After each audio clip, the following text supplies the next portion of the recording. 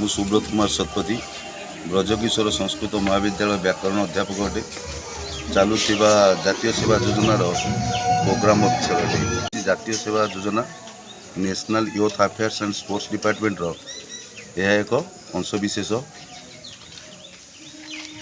श्री जगन्नाथ संस्कृत विश्वविद्यालय कोऑर्डिनेटर अधीन ब्रजकिशोर संस्कृत महाविद्यालय ये जातीय सेवा योजना कार्यकारी होची।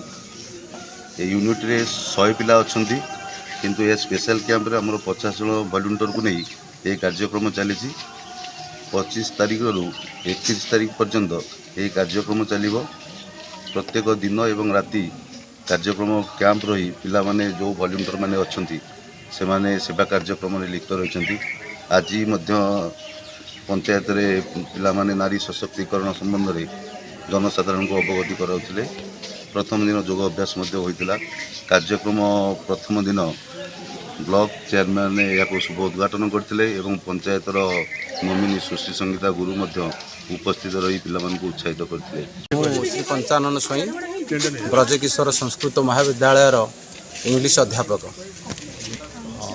आमर ये नेशनल स्कीम सर्विस रे पिला मानकु किपरि भाव में स्वच्छकृत भाव सेवा करिबा एवं लोक मानकु सचेतन कराइबा तत्सहित सेमानकर जो स्वेच्छासेवी उद्देश्य लोक मान पाखे जणाइबा। आम नेशनल सर्विस स्कीम रे आम बहुत 50 जन जो विंटर स्पेशल कैंप रे 50 जन काम करूँ बा जन सचेतन करूँ। आम मंदिर सफाई हो कि आमर ये जो पंचायत सफाई नारी सशक्तिकरण उपरे समस्त जन सचेतन करूँ।